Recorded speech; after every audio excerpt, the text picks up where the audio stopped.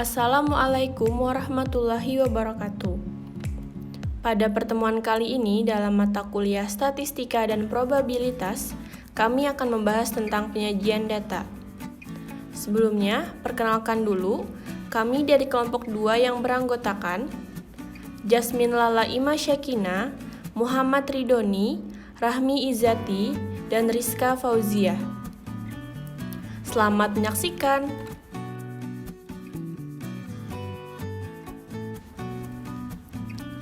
Pada umumnya, data yang diperoleh untuk keperluan analisis masih belum tersusun secara teratur, sehingga perlu disajikan dengan lebih baik. Salah satu penyajian data adalah dengan menggunakan diagram sebagai alat menyajikan data statistik yang berupa gambar atau lambang. Dengan demikian, pengertian diagram adalah gambar-gambar yang menunjukkan data secara visual, yang didasarkan atas nilai-nilai pengamatan aslinya. Penyajian data dalam diagram agar informasi yang dibutuhkan oleh pengguna dapat diperoleh dengan mudah dan cepat. Diagram adalah gambaran untuk memperlihatkan atau menerangkan sesuatu data yang akan disajikan. Penyajian data juga dimaksudkan agar para pengamat dapat dengan mudah memahami apa yang kita sajikan untuk selanjutnya dilakukan penilaian atau perbandingan dan lain-lain. Ada beberapa tujuan penyajian data, yaitu memberi gambaran yang sistematis tentang peristiwa-peristiwa yang merupakan hasil penelitian atau observasi, data lebih cepat ditangkap dan dimengerti, memudahkan dalam membuat analisis data, dan membuat proses pengambilan keputusan dan kesimpulan lebih tepat, cepat, dan akurat. Ada beberapa bentuk penyajian data. Yang pertama, dengan diagram batang. Diagram batang umumnya digunakan untuk menggambarkan perkembangan nilai suatu objek penelitian dalam kurun waktu tertentu. Diagram batang menunjukkan keterangan-keterangan dengan batang-batang tegak atau mendatar dan sama lebar dengan batang-batang terpisah.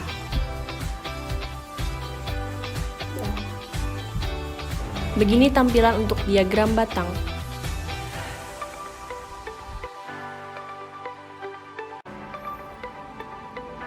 Kami punya contoh sederhananya. Jumlah lulusan SMA X di suatu daerah dari tahun 2001 sampai tahun 2004 adalah sebagai berikut. Di sini sudah disediakan tabel yang berisi data tahun dan banyaknya jumlah lulusan per tahun. Pada tahun 2000, banyaknya jumlah lulusan dari SMA X adalah 20 orang. Tahun 2001 adalah 40 orang. Tahun 2002, 50 orang, tahun 2003, 70 orang, tahun 2004, 100 orang. Data tersebut dapat disajikan dengan diagram batang sebagai berikut. Untuk sumbu X menunjukkan tahun, dan sumbu Y menunjukkan banyaknya lulusan per tahun. Yang kedua, diagram garis. Data statistik yang disajikan dalam bentuk garis lurus. Diagram ini biasanya menyajikan data yang didapatkan berdasarkan waktu pengamatan yang berbeda-beda secara urut. Pada diagram garis, sumbu X menunjukkan waktu, sedangkan sumbu Y menunjukkan nilai data statistik. Di sini ada contoh diagram garis. Sebuah dealer mobil sejak tahun 1995 hingga akhir tahun 2004 selalu mencatat jumlah mobil yang terjual setiap tahun sebagai berikut. Pada tahun 1995, jumlah mobil yang terjual ada 15, 1996 ada 18, 1997 ada 27, 1998 ada 21, 1999 ada 18, 2000 ada 30, 2001 ada 32, 2002 ada 20, 2003 ada 17, dan 2004 ada 15. Diagram garis untuk data tersebut adalah sebagai berikut. Garis sumbu X menunjukkan tahun, dan garis sumbu Y menunjukkan jumlah mobil yang terjual. Yang ketiga, diagram lingkaran. Sebuah grafik statistik berbentuk lingkaran yang dibagi menjadi irisan-irisan untuk menggambarkan proporsi numerik. Dalam sebuah diagram lingkaran, panjang busur setiap irisan proporsional dengan kuantitas yang diwakilinya. Ada contoh sebagai berikut. Daftar jumlah siswa kelas RPL 1 yang mengambil pelajaran ekstrakurikuler musik ada 9 orang. Tari 5 orang, futsal 6 orang, basket 8 orang, dan ekstrakurikuler lainnya 12 orang. Jumlah seluruh siswa ada 40. Perbandingan dan persentase untuk masing-masing pelajaran adalah sebagai berikut. Ada 9 orang yang mengambil ekstrakurikuler musik dari 40 siswa. Presentasinya adalah 22,5%. Ada 5 orang yang mengambil ekstrakurikuler tari dari 40 siswa. Presentasinya 12,5%. Ada 5 orang yang mengambil ekstrakurikuler futsal dari 40 siswa. Presentasinya 15%. Ada 8 orang mengambil ekstrakurikuler basket dari 40 siswa. Presentasinya 20%. Dan ada 12 orang yang mengambil ekstrakurikuler lainnya dari 40 siswa. Presentasinya 30%. Ini hasil presentasi kegiatan ekstrakurikuler siswa kelas XRPL 1 dalam diagram lingkaran.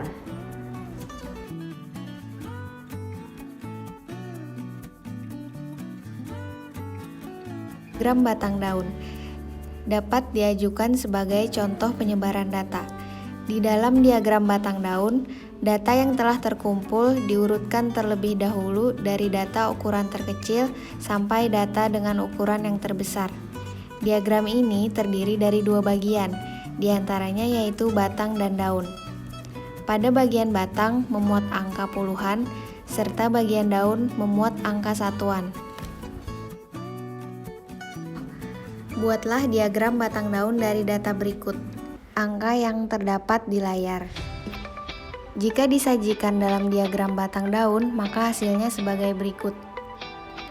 Untuk data batang angka 1 menunjukkan nilai puluhan yang diikuti data pada diagram daun sebagai satuannya, yang di sini tertulis 0, 5, 6, 6, dan 6.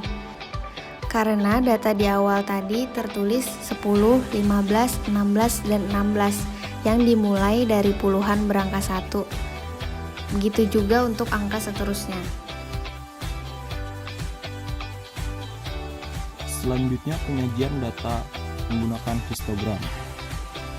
Untuk pengertiannya, histogram merupakan tampilan bentuk grafis untuk menunjukkan distribusi data secara visual atau seberapa sering suatu nilai yang berbeda itu terjadi dalam suatu kumpulan data. Data histogram kebanyakan menunjukkan numerik, yaitu angka. Bisa kita lihat di bawah ini merupakan salah satu contoh simpel dari histogram yang dimana menunjukkan seberapa banyak siswa tidak masuk dalam 8 hari. Pada hari pertama, siswa tidak masuk berjumlah 5 orang, hari kedua 15, hari ketiga 10, hari keempat 15, hari kelima 20, hari keenam 25, 7, 15, dan 8, 10. Setelah kita ketahui tabel tersebut, bisa kita buat menggunakan histogram agar terlihat lebih menarik, yaitu dengan contoh seperti ini. Bisa kalian lihat, contoh di bawah ini merupakan contoh histogram dari data seberapa banyak siswa yang tidak hadir tersebut.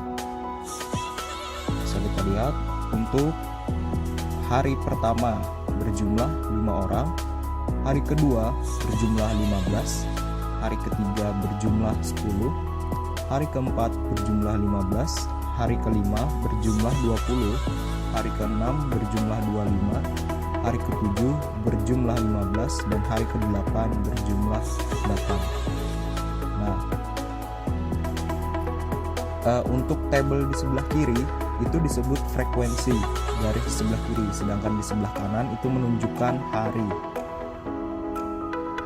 Oke, untuk contoh lebih kompleksnya bisa kita lihat selanjutnya. Nah, tadi kan kita ada membahas tentang table frekuensi histogram. Jadi, table frekuensi itu digunakan untuk menentukan sebuah range atau rentang dari sebuah data dengan keterangan sumbu X sebagai rentang dan sumbu Y sebagai nilai frekuensi. Kebanyakan histogram itu digunakan untuk menentukan suatu rentang, contoh usia maupun berat badan, dan jumlah penjualan maupun kepuasan customer dalam penjualan. Di sini kita mengambil contoh sampel yaitu usia dengan rentang yang telah ditentukan, bisa kita lihat pada contoh di bawah. Untuk batas bawah dan batas atas, dalam histogram batas bawah itu disebut dengan nilai minimum dan batas atas disebut dengan nilai maksimum. Untuk menentukan, sedangkan tepi kelas itu merupakan range dari batas bawah dan batas atas. Untuk mendapatkannya, pertama-tama batas bawah dikurang 0,5. Kita lihat pada usia 16 sampai dengan 20 tahun, batas bawahnya adalah 16 atau nilai minimumnya, dan batas atasnya adalah 20 atau nilai maksimum. Jadi batas bawah dikurang 0,5 sama dengan 15,5, dan 20 ditambah 0,5, maaf di sini ada kesalahan penulisan, jadi 20,5. Dan selanjutnya 21 dikurang 0,5 yaitu 20,5, dan 25 ditambah 0,5 yaitu 25,5. Selanjutnya 26 dikurang 0,5 yaitu 25,5, dan 30 ditambah 0,5 yaitu 30,5. Selanjutnya 31 dikurang 0,5 yaitu 30,5, dan 35 ditambah 0,5 yaitu 35,5. Dan yang terakhir 36 dikurang 0,5 yaitu 35,5, dan 40 ditambah 0,5 yaitu 40,5. Itu untuk menentukan tipe tepi kelas dari histogram dengan frekuensi yang telah ditentukan. Untuk histogramnya bisa kita lihat. Nah, di sini kita lihat bahwa rentang 15 sampai dengan 20,5 itu menunjukkan sebanyak 19. Sedangkan dari rentang 20 sampai dengan 25,5 menunjukkan frekuensi 15. Ini disebut frekuensi 19, 15, 21, dan itu disebut dengan frekuensi. 25 sampai dengan 30 merupakan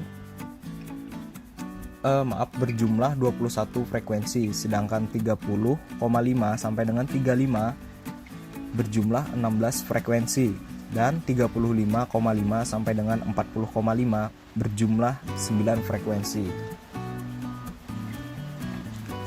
Tentu saja pasti kita pernah terpikir, apa sih yang membedakan diagram batang dengan diagram histogram, karena terlihat sangat mirip kan? Oke, untuk penjelasan simpelnya bisa kita lihat perbedaan antara histogram dan diagram batang adalah diagram batang digunakan untuk menampilkan data yang berkaitan dengan kategori, sedangkan histogram digunakan untuk keperluan range atau untuk melihat distribusi serta proses atau layanan.